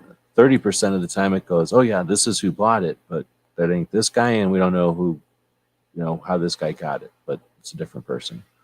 And then 60-something% of the time, it doesn't help them at all. So basically, 100% of the time, it doesn't help them at all. Because, like, for that 12%, if they caught the person and they know that they possessed it and they know they bought it, well, okay, you didn't need to know that because, like, if he's in trouble for something else, he's already in trouble. And then the ones where they're different, like, could be anything, right? Because, okay, someone bought it and then somehow it got to somebody else, and then you found somebody else who had it, and that's the bad guy. Well, it doesn't mean the person who bought it the first time did anything wrong. So, okay, that doesn't do anything. And then the gray is who bought it, but you just found it without a person. So you don't even know like how it got there. Like someone just dumped it. So you don't know what connected those dots either. So all three of those colors doesn't help you to know who bought it originally. And what else it doesn't tell you is how useful that result was. So now they found it with this many people, this blue number is, oh yeah, we know this person bought the gun, and then that's the gun. Well, how often did that matter? So big deal. You got this number 12% of the time. You figure out who had it, and they still got it. And how did that help you ever? Like, so what, right? Is it obligatory? Is it just to fill in the form, or is it really accomplish anything? And then this 30% of the time when they figure out who bought it, but then they don't know how it got here or, where it came from, then so what? And what is that helping, right? And we know that this one is useless. So if we know that 60% of the time it's useless, and we suspect that another 12% of the time it's useless, this is the one that we're even debating. And like you said, I think it indicates that it's actually all useless. But, again, 10-day waiting period. Or FFL or universal background check. I guess that's more of this one, universal background check. Obliterated serial numbers, and this isn't necessarily the next one. It's just the next one in my skim that I decided to click on again today, but there's relationships between the purchaser and the possessor, and the age of the purchaser and the possessor. There's probably going to be something in here about the states in which they're the possessors and purchasers. Yeah, but they're also trying to relate that to time to crime. Right, these are all together to time to crime, I suppose you're right. Which is all, we're still talking like 3-year average. Some of them are more than 3 years. Very few are less than 3 years, right? So yeah, I blew through all that stuff. Even this with the obliterated serial number, they're still trying to relate it in comparison to time to crime, which I don't think is a useful metric. And that's like half this document. Yeah, and that might be part of what they're trying to do, because essentially there's a ton of guns. There's as many guns as there are cars. So that's like saying how many cars that get flat tires are brand new cars versus a car that's 5 years old versus a car that's 25 years old. Right? Well, you'd figure there's more cars that are 25 years old because there just are more of them. So they're going to probably get more flat tires if they're being driven. Now, they may not be being driven as much, so they might not get flat tires as much, and that might be a factor. But I think that's essentially what we're talking about here. Like, or they could say, how often, when they find getaway cars, how often are they the model year of the current year? How often are they 5 years, up to 5 years old? And how often are they up to 10 years old? And since most people aren't going to get a getaway car that's 20 years old, right? Then, how often are they that brand new one? And how often are they one within 5 years? Well, honestly, who gives a shit? Like, what is that even going to help you? Like, okay, now you're going to help protect new cars more just in case they get used as a getaway car? Like, some of this data is pointless and stupid. And they just collect it to collect it, I think. Or at least some of the ways they use it is like that. Like, how often are convertibles used for getaway cars? Oh, 17% of the time. Now we know. Like, okay, what did that help you with? Again, are you going to like lock up convertibles more because of that 17% of the time that you figured out they're used in getaway cars?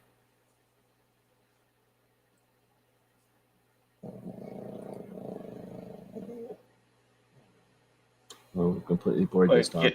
getting with that, I think with the obliterated serial numbers, what it was 2% they were saying. Yeah, well, it gets weird At least on page because 32 it says 2%. Yeah. right, but it's so basically they're saying that what a definition of messing with the serial number is, kind of. And they're saying that it can be an attempt to evade detection or disrupt trace, and then it can also be like an accident, and then it can be other things. And we're talking 2%. Oh yeah, right here. 2% as of the 2 million. And we can see that it hasn't hardly changed at all, even with whatever they're doing with PMFs or calling personally made firearms now. But again, these aren't all crime guns or all guns used in crime, and these are not all guns that they traced. These are all the crime guns that they traced, which is a smaller subset of both of those. I mean, it's a lot of guns, but you know, it isn't. They can't know everything. They just know the ones they've dealt with. All right, and then we get the domestic tracing conclusion. And I didn't think if we just had some time at the end, if there was, you know, a reason to dig into this last part, I think. Wait, is that what it was?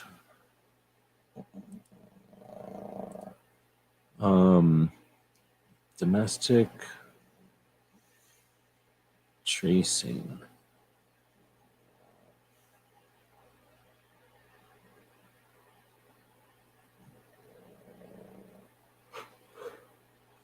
I think instead of reading through every one of these, I just went down to this domestic tracing conclusion because it effectively kind of summarizes, as you can imagine, everything that was in this last portion here. But, oh man, there's just so much in here. So this is a mess, and that's another hour and a half talking about it. But I didn't do anything accidentally during the middle of this show, so we can leave this one up.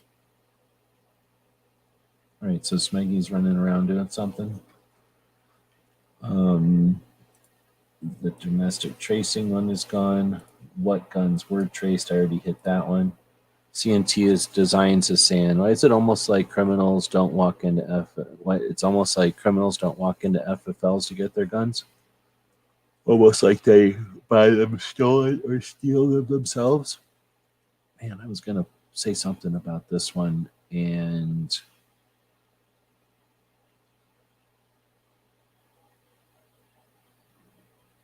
yep, I don't remember. I had a point to that one. I was gonna be like, oh, that's a good segment or a good thing to talk about, but I can't remember what it was.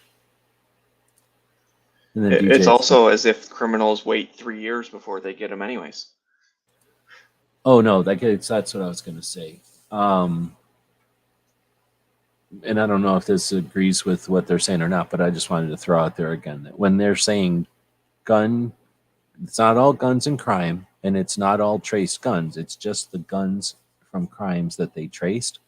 And that is well, we know that, again, we looked, and some of that is just the crime of possession. You're just standing there or driving there or sitting there, and somebody came up and stopped and frisked you, and they said, oh, you got a gun, and guns are illegal here. Therefore, this is an illegal gun. Therefore, it's a crime gun. We're tracing it.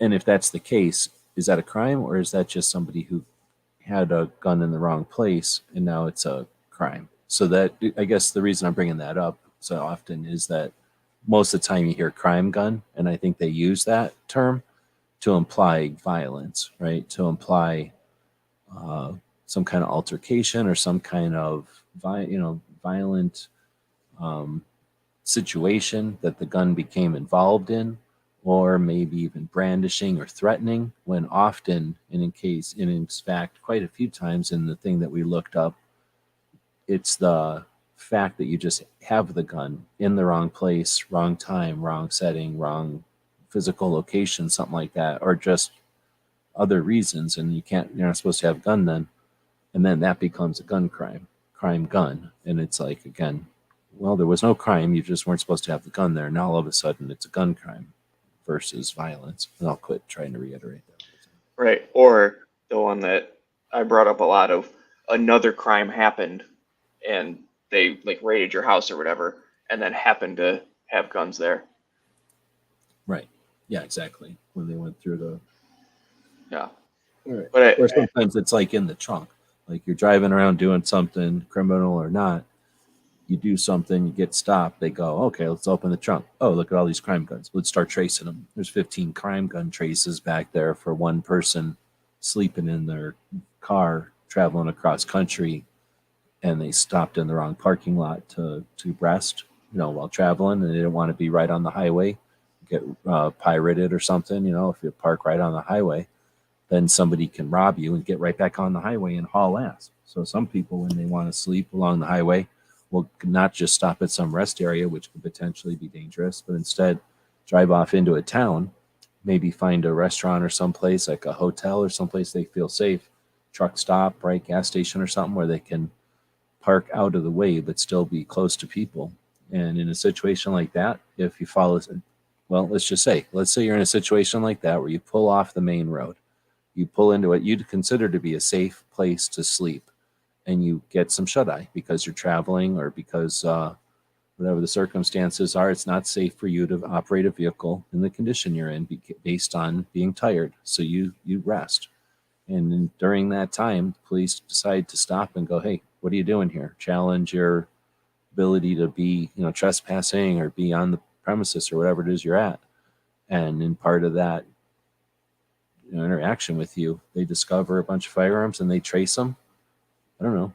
Did they differentiate between just plain old trace guns because we're curious? Or do they go, oh, you're having an interaction with law enforcement, therefore these are all crime guns?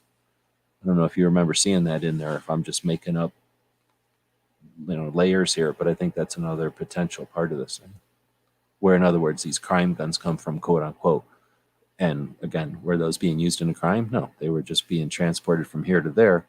And because they were done during a investigation or whatever, then they show up on these lists. yeah, I do have one more thing on this, the time to crime that they keep referring. And I posted it in there, but I just wanted to read the quote real quick because I find it humorous. Their initial premise is correct, I think. Like, a short time to crime suggests that trace crime guns are rapidly diverted from lawful firearm commerce into criminal hands and represent a key indicator of firearm trafficking. Like, that's a decent premise. I agree with that. You would think that a trafficker would buy them legally and get rid of them as soon as possible. They then go on to say, oh, almost half of the trace crime guns were purchased and recovered within 3 years of their last known sale. So is their definition of short time 3 years? Because that's not my definition. If I was a trafficker, I think you'd want to unload it within a week, like not 3 years later. Well, I guess if I jump back over to where is the main time to crime up a little bit, I guess. The thing that talks about how many days. I think that's probably just where they get good spikes at 3 days. They didn't pick 5 days. They didn't pick 2 days. They didn't pick 10 days because the spike probably didn't look cool enough. Like they didn't gather enough. You know where that part is? I mean, the part I just read was on page 35 in the summary, but okay, I'm not sure where the initial. Part. And page 24, this part I got on the screen. Percentage of trace crime guns by time to crime. So they go, this is all of them from 2017 to 21. 50%, like you're saying, 50% are 3 years and over. And they don't have numbers here, but 9%, 6%, 9%, 12%, 8% are the under 3. Yeah, like to be fair, that 9.3% under 3 months, that would at least would, in my opinion, like, okay, maybe something's going on there. Like, at least go look at that person if it's within 3 months. Now, that being said, we know plenty of people that buy a new gun and 2 days later they decide they don't like it and they sell it to a pawn shop or something. Now, who knows where it goes?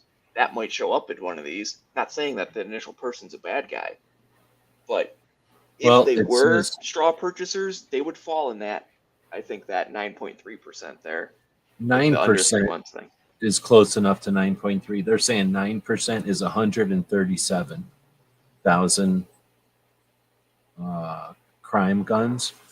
And when we looked in that data the other day, how many suicides are there? So if you think how many suicides are being done by gun owners who appreciate guns and this, not for maybe some, it's hard to know. I don't know the numbers on that, but versus how many people go to the store, buy something, and act before, what I mean, they appreciate it and understand it or own it for any long time. And I don't know if that's a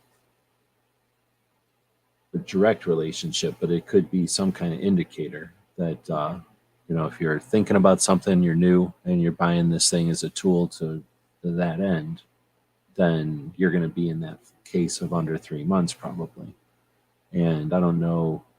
This doesn't indicate by any means that under 3 months is any higher than anything, because 1 year to 2 years is essentially the next highest 1 to 3 years and over.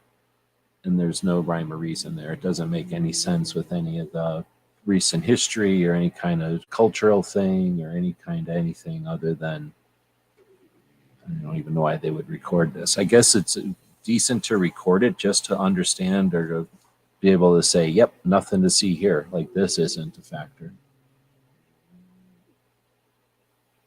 Now, this is more than just waiting periods too, though. This is, well, I guess I'd have to sit here and I'm getting tired, but I can't think other things that it is, but it's more than just waiting periods because it's a longer time frame. Waiting periods are typically you got to wait 10 days or whatever to pick it up. Right. And I guess that was my point on the whole thing of why waiting periods are stupid, is because the hypothesis of waiting periods is somebody's very angry or they're upset or whatever. They go and they buy a gun and then they do something stupid like that day. So if there's a waiting period, they call them even, right? Like cool down periods or something. Like, if we just make them wait, then they won't be mad anymore and they won't do something stupid after the fact by the time they get it.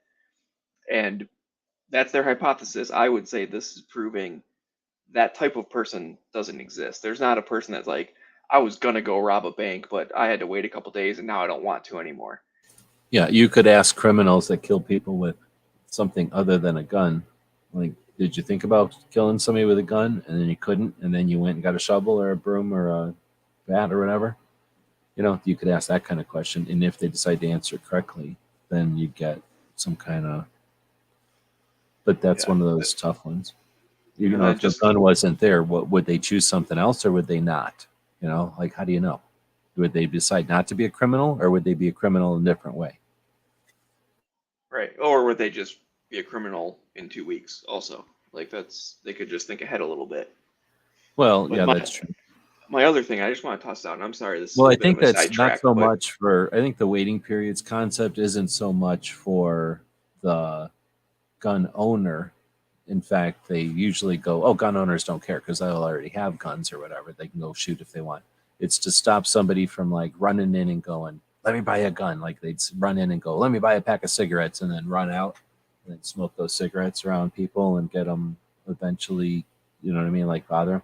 Like, if you went in and could just grab something, it's another perceived barrier to that, which is more of an education thing than anything else. There's the awareness, the knowledge of that can be done in lots of states. You can run in a lot of states, in almost every state, you can run up to somebody and say, "Let me buy a gun off you." And as long as everything's good to go, they can go, here's a gun. And you could buy a gun off them faster than I just said, let me buy a gun off you. Like, if we lived in that world, you could do that. Most people aren't going to do that, but you can do that. But some people are convinced that if you let gun shops be that way, the world would be super violent. People would run into gun shops and without premeditation, I got the hiccups. Without premeditation, buy something, purchase something, and go use it. And I think they think they're preventing that. But again, Right. would they not just run into the archery store or the hardware store or a ball bearing store? I got the hiccups. It's killing me. I gotta drink some water. Right. Yeah, and that's, I don't know. I have a lot of problems with the waiting period thing, and you kind of touched on one, was that I like I like to do this. This is a freebie if you're ever arguing with an anti who's pro waiting periods. Just ask them, would you be okay with a law that excludes people who already own a gun? Because if that's the type of person you're trying to stop, is the irrational, like, hothead, like, oh, some dude just cut me off in traffic, I'm gonna go buy a gun and find him and shoot him. Like, that's the hypothesis. So are you okay with excluding the people that already own one? Because they obviously, if they're bad guys, they can go do whatever they want. Almost all the time, they'll still say no. So that proves that the waiting periods is not even for like that crazy hothead who just got mad 2 seconds ago and wants to go do something stupid right away. They just want it for everybody. So that's a good kind of like Socratic method type thing to get them to come up with the idea that waiting periods are not solving the problem they think they're solving. Because we all know if that was happening, like G-Web said, in most places you could do that. And the numbers aren't there. There's no evidence that that happens. And if it did happen, it'd be on the national news every night. Like, dude gets cut off in traffic and buys a gun and tracks the guy down. Like, it stole a parking spot at work and shot him 20 minutes later. Like, that would show up everywhere if it happened. So, but it doesn't happen. But anyways, the other side of this is crime gun, right? It's not all guns. It's not all guns used in crime. It's the guns traced that were used in crimes. So now, how often is a gun used to defend or used to challenge and keep like an attacker at bay? And then law enforcement shows up after the fact to document and archive and pass out fines and stuff, and they start to look around and go, hey, wait a minute, you held them at bay with what firearm? Oh, well, where'd this firearm come from? Let us run a trace on that. Is that a crime gun? And is that a trace? And is that a trace on the good guy's gun for some reason? And then is that showing up here as though, again, the implication that we had to trace this many guns from crime? Well, how many of those are justifiable use of a firearm to defend life? I didn't see that in any of the charts where like that was pulled out or made a separate heading. Smeggy's muted, so Bob's out there. Bob's guy started this show. I probably should have sent you a link on the 1500 episode, Bob. I was busy on Friday and didn't even do a really good show. So I might do some kind of 1500 episode something or another here. I've got a couple of, I got this project ending today, and I got another project that's kind of in the works that's taking time. But, the odometer's clicking. We're already on episode 1501. I don't know if Maggie was going to say anything to any of this.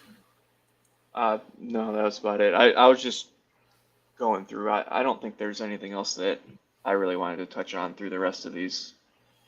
I mean, if there's something you want to look at, I'll certainly comment along. But I hit all my major points. Yeah, and I may have missed some, but the idea here was to just go through it again, and we did it in 2 hours. Holy moly. I farted around a little bit there. We probably wasted a bit of time, but really, we're just hitting bullet points, and we were at 2 hours. This is ground meat type of situation here where they're just putting so much stuff out there, and they're putting it in kind of no order at all. So it's really difficult. It's kind of like a jigsaw puzzle, maybe. You dump it all out. It's going to take some time to figure it all out. and they do that intentionally. They didn't have to deliver it like a puzzle, and if they did deliver it like a puzzle for some reason, if they had to, they could have delivered it as a 6-piece puzzle instead of a 60-piece puzzle, right? It's complicated is one thing, but ultra complicated. I'm also still blown away. This is part 3. I don't know if we've ever found part 1 and 2 and what that is, but I found part part 3. 5. I found part 5, and that's crime guns recovered and traced outside the United States and its territories. And I got all into it, and I was like, wait a minute. And then I was like, dang it, I'm reading the wrong one. So I still haven't found part 2 or part whatever. And here's why. If you go to look at it, it's in atf.gov, all right? Firearms, okay, because it's alcohol, the Bureau of Alcohol, Tobacco, Firearms, and Explosives. So, okay, firearms. Docs, okay. Report, sure. NFCTA, so National Firearms something Center for something authority or something probably. Okay. Oh no, you know what this is? National Firearms Crime Trace something. A-holes. And then it says Volume 2, Part 3, Crime Guns Recovered and Traced /download. So the only way to really find the next one is to know what it is and spell it right. There's nothing here where I can just change like a A to a B or a 002 to a 003, 004. Like you can't, there's no obvious. If it's just said Volume 2, Part 3, then I could go, oh, no problem. Let me just make it Part 4. It doesn't give you that option. And if you just try typing it, it's going to go to nothing. It's going to go, hey, what are you thinking around the ATF's website for? So I'm not going to explore their website looking for their files, but I also tried searching crime guns and recovered and traced within the United States and its territories, the title of it, into just the plain old internet. Because sometimes, I probably could find some more unique text. Every town, public med, ATF, the actual page, ATF, NBC, Crime Gun Intelligence Centers, whatever that is, Brady, New Jersey again. So, in other words, I'm not finding like the ATF website that says, here's page 1 or part 2 and part 3 and part 4. So I know there are at least 5 parts, but I haven't seen any others either. I'm sure the first one has a table of contents. That's why this is missing it. Yeah, I have to say, if you go just regular ATF and then go to like resources, data and statistics, and even that, they pick and choose what you can even click on. Well, I hate to call it quits because I still have a couple hours left on that project over there, but it's like somebody pulled the switch. I stopped drinking coffee, I don't know, a couple hours ago, and I'm definitely, that's kicking in. So I'm going to end it here sooner than later because, like I say, I'm definitely fading. So I want to first thanks everybody who's participating in what we do with the Patreon. Like the scroll says down at the bottom of the screen, those are people that contribute on a monthly basis. They're subscribing to what we do monthly. Most of them, it's a cup of coffee, $5 or even less. A couple of them, I shouldn't say, there's quite a few that are doing the lunch, and that's really paying a lot of the bills. So in other words, the $25, the $20, we've been doing this for a while, so we have a couple of old Patreon levels that you can't even click on anymore, but they're at like the $20 level or something. And those people that are buying us lunch, buying us a cup of coffee, that adds up, and it turns into enough funding for us to spend time each and every night for 1,501 episodes on this project. Let's us hang out. People like Bob, Smeggy, both co-hosts of the show, and others over the years. We've had quite a few co-hosts over the years. It's not slow. Well, we're going to slow down because I can only do so much, but continue. No plans to stop doing the show.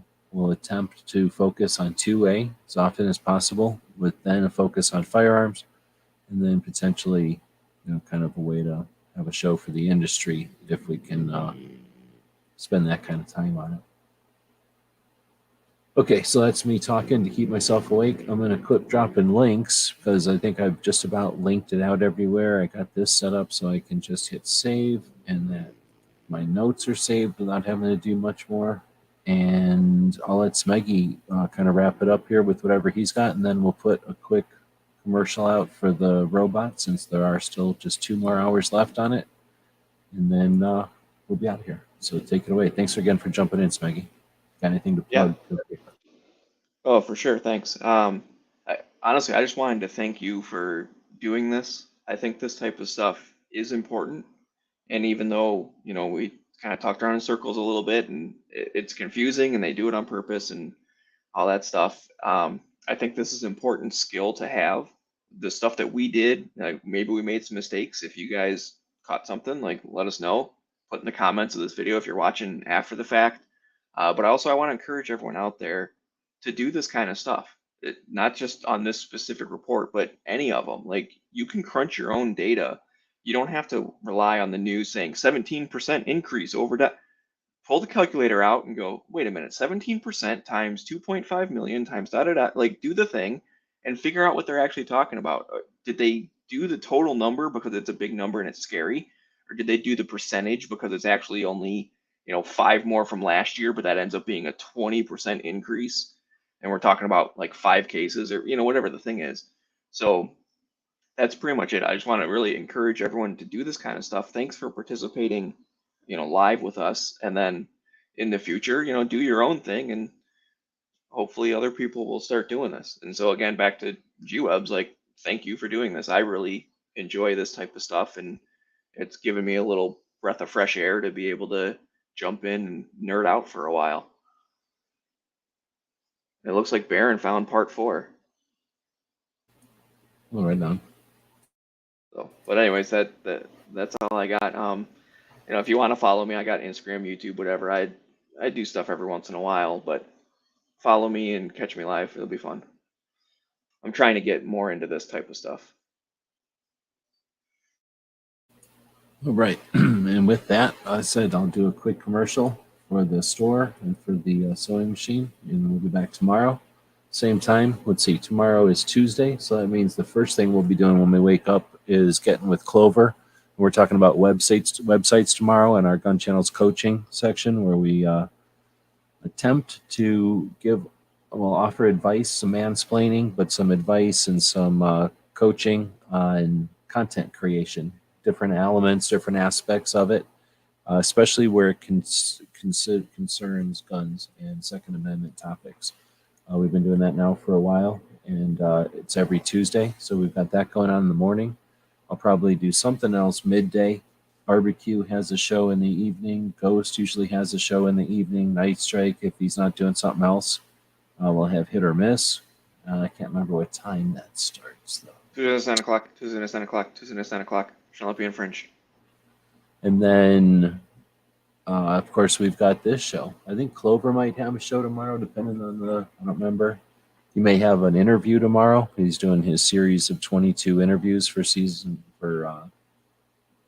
first part of his 2023 season of interviews. And I can't think if I'm missing anything else. I feel like I'm kind of missing something else that's on a Tuesday. Pot of Gold Auctions has an auction, a bunch of gun stuff, some interesting ammunition. So I might do something going live to kind of preview some of those things. I don't have anything over there, but I just noticed some interesting old-fashioned ammo over there. All right, with that. Toby for 2A Tuesday. Oh, thank you. Yeah, exactly. I knew I was missing something. So Cape Gunworks has the 2A Tuesday segment of the Grace Curley Show. That'll be at noon my time. So 2 o'clock Eastern? Yeah, 2A Tuesday is at 2 o'clock Eastern, and that's a 45-minute rapid fire question and answer situation. So Smeggy stole it from me last week when I had figured out exactly how many would be in there, and then Smeggy came along and jinxed it and stole it from me. I was Price is Righted. 21.